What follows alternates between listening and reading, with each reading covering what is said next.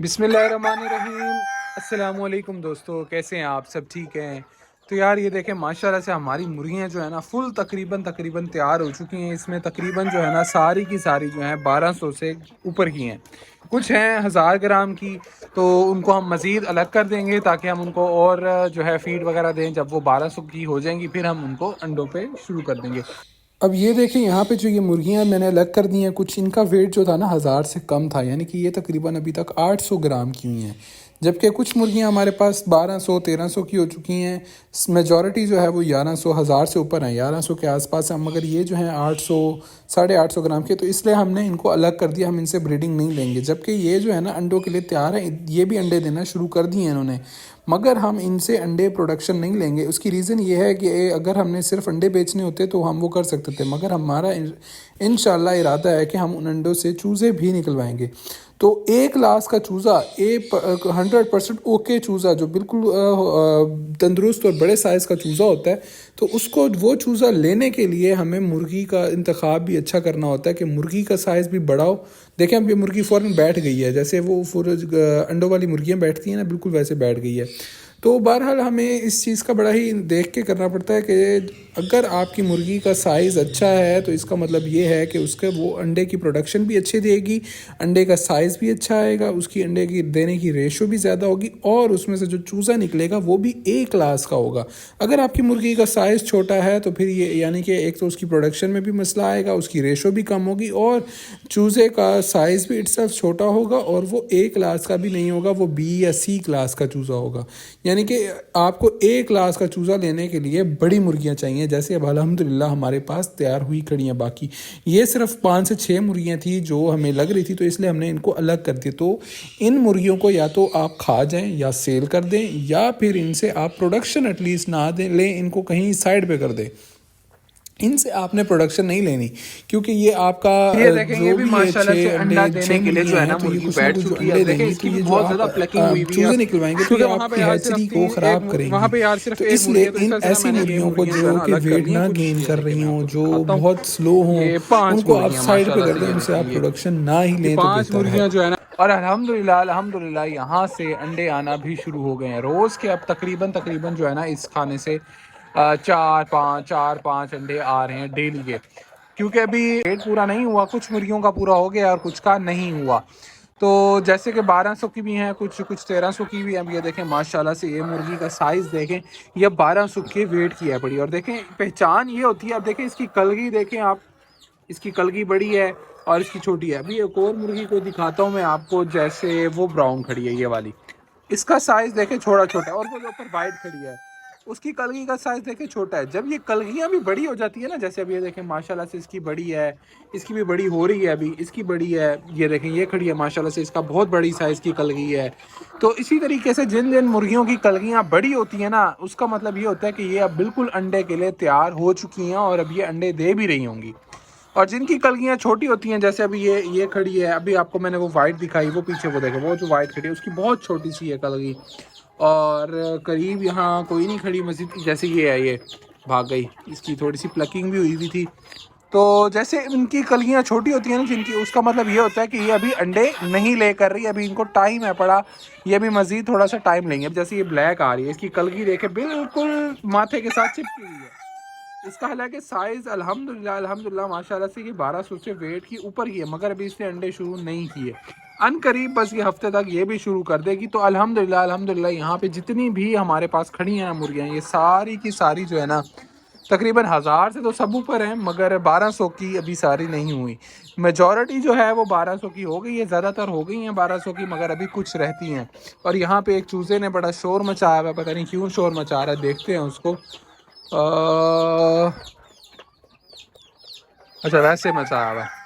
तो ये देखें ये भी माशाल्लाह से, अच्छा ये फंसा पड़ा पीछे, इस वजह से शोर मचा रहा है।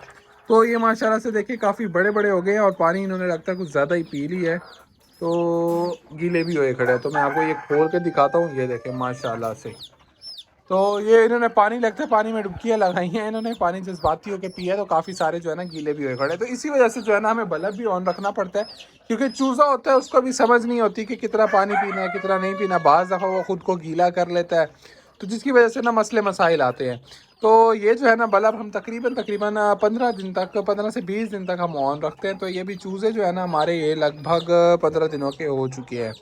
तो जैसे ही अभी बस इनके हफ्ते तक जो है ना हम ये बल्ब भी बंद कर देंगे।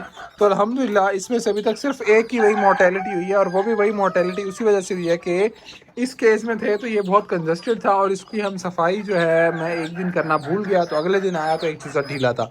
मेजॉरिटी जो आती है ना मसला वो यही आता है कि जब सफाई नहीं हो पाती प्रॉपर से। अब देखेंगे ये जो केज है ना इस पे है जाली, तो जाली से बीट जो है ना नीचे जा रही है, तो इसमें मसला नहीं हो रहा है, इनके पाँव गंदे नहीं हो रहे, जरासीम इनको नहीं लग रहे, तो मसले मसाइल नहीं आ रहे।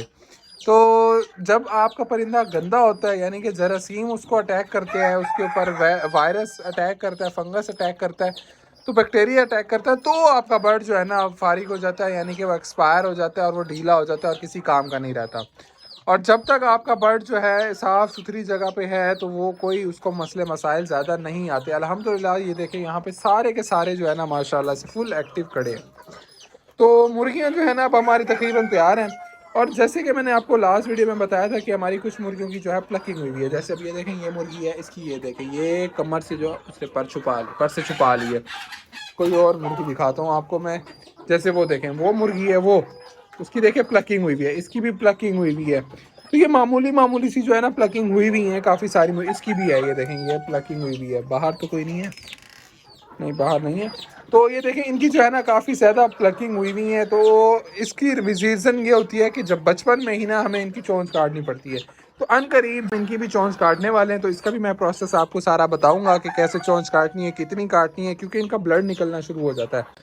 तो इनकी हमने बचपन में चोंच नहीं काटी थी, जिसकी वजह से इनमें खून रेजी, प्लकिंग, इवन के कुछ तो मुर्गियाँ ऐसी होती हैं जो गोश्त भी निकाल लेती हैं। अल्हम्दुलिल्लाह हमारे पास मुर्गियाँ ऐसी नहीं है, मगर मुर्गे ऐसे हैं जो गोश्त भी निकाल लेते हैं और मार डालते हैं, बिल्कुल दरिंदे बन जाते हैं। तो इनमें जो है ना हम ये चीज़ अप्लाई करेंगे कि हम इनकी चोंच वगैरह काट देंगे, ताकि इसमें जो भी मसले मसाइल हैं पड़े वो हमें पेश ना आए। तो हमें ये भी अंदाज़ा हो जाएगा कि चोंच काटने से क्या ये वैसे ही ठीक रहते हैं, कोई फीड में इंटेक में मसला तो नहीं आता। तो फिर चोंच काटने से हमें ये भी रिजल्ट मिल जाएगा कि क्या वो जो प्लकिंग का जो इतना मसला आ रहा है, एक दूसरे को जो खून रेजी का मसला आ रहा है, तो वो भी इससे हल हुआ है या नहीं। अब मैं आपको जो है ना मुर्गे दिखाता हूँ। ये रहा हमारा मेल का पोर्शन। तो माशाल्लाह से देखिए हम ये अजाने भी दे रहे हैं और बहुत ही बेहतरीन हुए खड़े हैं। तो इसमें से जो है ना काफ़ी जो है ना मैंने सेल भी कर दी हैं, कुछ काट के खा भी लिए हैं हमने। तो अब इनमें से जो है ना हम तो अब इनमें से जो है ना हम अपने लिए सिलेक्ट कर लेंगे कि कौन कौन सा जो है ना मुर्गा बेहतरीन है पड़ा ब्रीडिंग के लिए।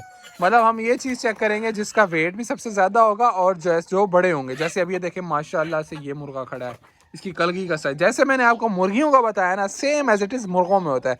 जिसकी कलगी बड़ी है इसका मतलब है वो अडल्ट हो चुका है, वो अजाने भी दे रहा है, वो ब्रीडिंग के लिए बेहतरीन। अब ये माशाल्लाह से मुर्गा देखे, माशाल्लाह ज़रूर बोल दीजिएगा। ये देखें ये माशाल्लाह से इसका साइज़ देखें, इसकी कलगी का साइज़ देखें। अब ये देखें ये जो अजान दे रहा है इसकी कलगी का साइज़ देखें। अब इनमें भी कुछ मुर्गे हैं जिनकी कलगियाँ छोटी है, मैं आपको दिखाता हूँ। अब जैसे ये देखें ये जो वाइट खड़ा है इसकी कलगी छोटी है, अभी ये अजाने वगैरह नहीं दे रहा। अब ये जो ब्राउन है इसकी कलगी का साइज़ देखें और ये अजाने दे रहा है मुर्गा। और इसी तरीके से और भी हैं कुछ जिनकी कलियाँ कुछ थोड़ी सी छोटी हैं, तो उनको हम निकाल देंगे क्योंकि वो गोश्त के पर्पज़ के लिए भी ठीक है। मगर वो हफ्ते 10 दिन तक तो सारे ही ब्रीडर बन जाएंगे। मैक्सिमम जो है ना इन सब को 2 हफ्ते चाहिए। 2 हफ्ते में ये टोटल हमारे पास जो है ना सारे के सारे ब्रीडर तैयार हो जाएंगे। मगर हमें इतना टाइम वेस्ट करने की ज़रूरत नहीं है, क्योंकि हमारे पास फीड का भी कॉस्ट आती है, हर चीज़ का मसले मसाइल आते हैं। तो हम जल्द से जल्द इसी हफ्ते में ही कोशिश करते हैं कि हम इनको सेलेक्ट कर लें अपने लिए जितने भी हमें चाहिए। तो उसके बाद जो है हम इनको अपने ब्रीडिंग वाले खाने में लगा देंगे। जितनी भी हमारी मुर्गियां हैं 1200 से ऊपर की या 1200 वाली, उनके साथ हम ब्रीडर्स मेल छोड़ देंगे इंशाल्लाह। तो ये थी हमारी आज की वीडियो। उम्मीद है आपको पसंद आई होगी। तो इसको लाइक भी लाजमी कर दीजिएगा और हमारे चैनल को सब्सक्राइब भी लाजमी कर दीजिएगा। मिलते हैं इंशाल्लाह अगली वीडियो में, तब तक के लिए अपना बहुत सा ख्याल रखिएगा। फ़ी अमानिल्लाह।